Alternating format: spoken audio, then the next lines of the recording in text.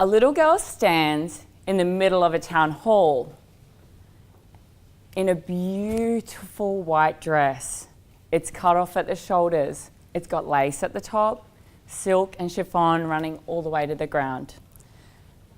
Her grandma has made it with tireless hours, putting in to make the perfect dress for the 10-year-old me, to make her debut to the community. As I stand there in the middle of this town hall with complete strangers filling it up, all I do is stand there and look for the door, waiting for the doors to open. I was waiting for my dad to walk through. He's my hero. He's my idol. He fixes everything. He's perfect to me. But the doors didn't open. My dad didn't come. I guess that's when I realized I probably wasn't perfect enough. And that was the first moment that my heart shattered into absolute pieces. At 13 years old, I'm homesick from school because, look, most of us do it, right?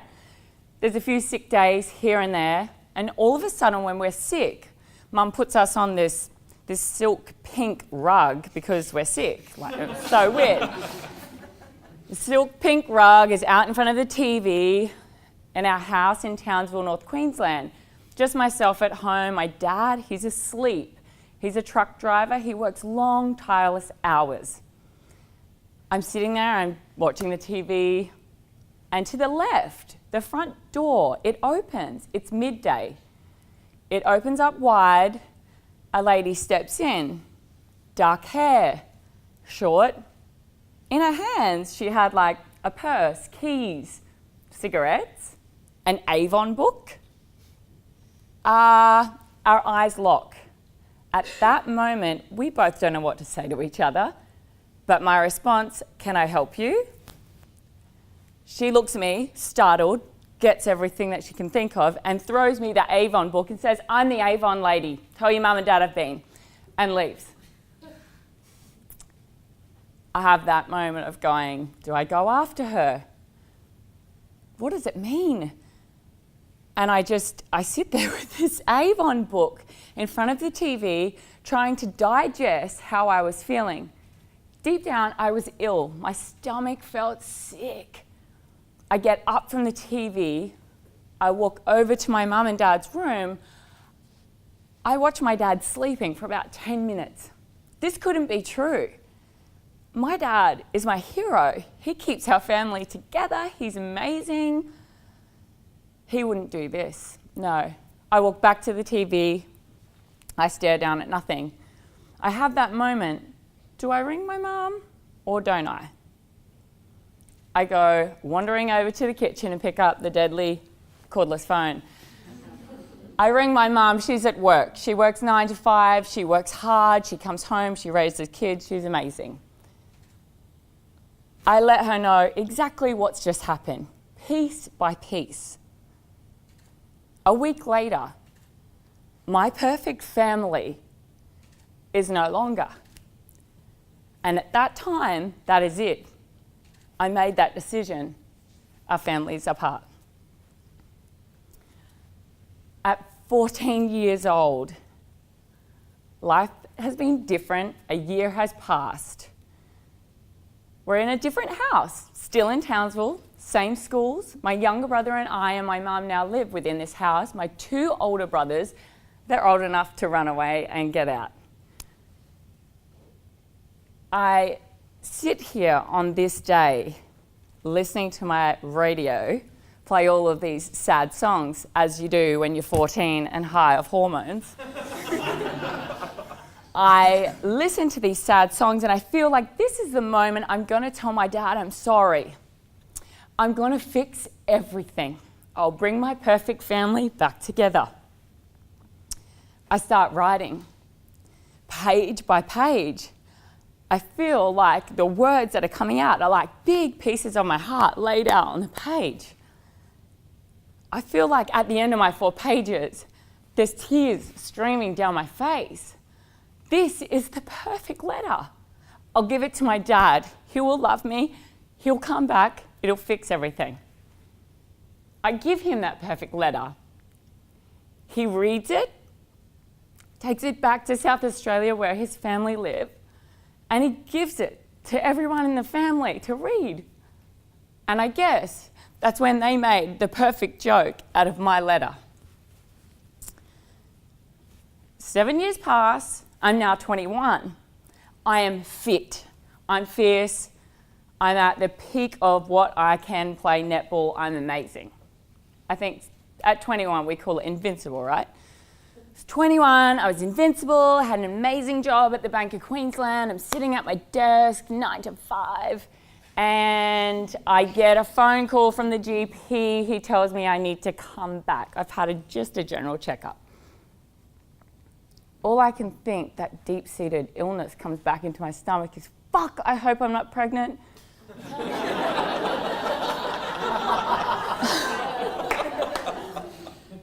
The doctor's was right next door. I walked back to the doctor's and I sit down. He's a stranger. I don't know him, he doesn't know me. A line is exchanged, that's it. Rachel, I think you've got leukemia. Right. So my natural reaction is to turn back to him and say, well, thank God you didn't tell me I was pregnant because I wasn't ready for that. I sit there and I have a moment and he gives me an ultimatum. You can either go now and in an ambulance and they're waiting for you, you need to go now. So who do I call? My mum, my brothers. They'll come and get me, they'll fix it.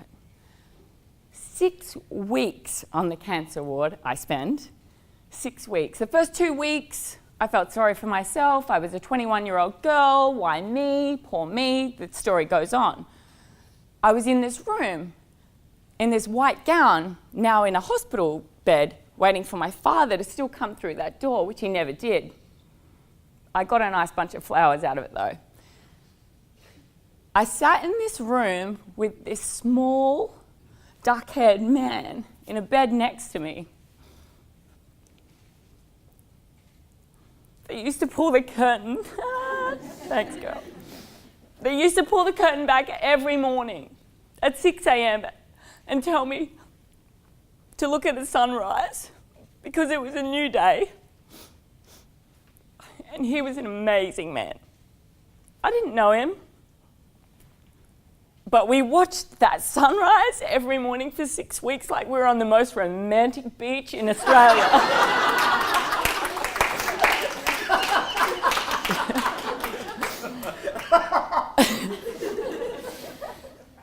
So as we watched the sunrise every morning together, we ate chicken wings in exchange in the afternoon. That's where it comes from. I love a fair with chicken wings. We would just chat. And that is where it all turned for me. It was here that it became simple. So simple. I would choose to love myself and I had to make myself happy by loving me and who I was instead of making everything perfect.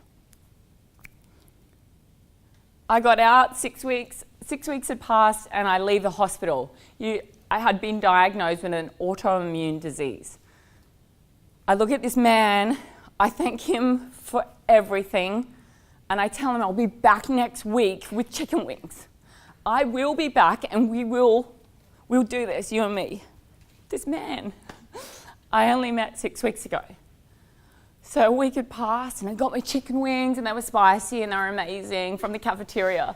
And I waltz up just like really happy with life and excited to see him. And I walk up and the nurses just look at me. And it was at that moment they told me that my mate had passed on. He was dying of spinal cancer, but he never ever let that in. He always made my day brighter. I guess, you know what, that wasn't the perfect ending, but it was real.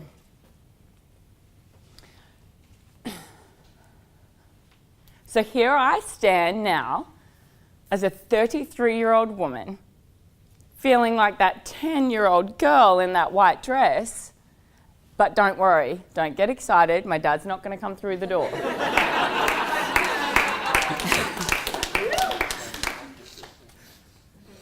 Placing these labels upon myself, striving to be perfect in 3 main categories of life. I want to be the perfect wife. I want to be the perfect mom. And then I want to be the perfect entrepreneur that's going to take on the world. Let me tell you, I am not the perfect wife. I'm a footballer's wife. I married a man that I love, that we have 20 years friendship with, right? 20 years, that's a long time. We went to school together, there was a few events, we could have talked about that, but on our first date, we sat in utter silence for 3 hours. How is that perfect? That's not perfect, that's real. The perfect mom. We're raising 2 beautiful girls, multicultural girls within this world. And let me tell you, that ain't perfect. The nits, the worms, the gastro, the colds, that's not perfect, but that is real. That's what I do. I want to raise them to be amazing humans. My postnatal depression that I suffered for 6 months in silence after baby number 2, let me tell you, that is not perfect, but it's real. And the entrepreneur, out there hustling hard, trying to be the perfect entrepreneur that's going to take on the world. Yeah, no, it's not like that. It ain't perfect. But the real part is that I have to email after dark, the kids have gone to bed, you're stressed to your eyeballs, you're trying to fit in all of these categories to be amazing, but you also want to build this brand, you want to be seen as Rachel. That's real. That's what really happens. So as I stand here today, people, all I'm going to say is, this ain't Instagram. This is real. People's perception will always exist, and that's okay. That's what makes the world go round. But what I'm asking for is for everyone to stop looking for the perfect. And why don't we all just aim for the real?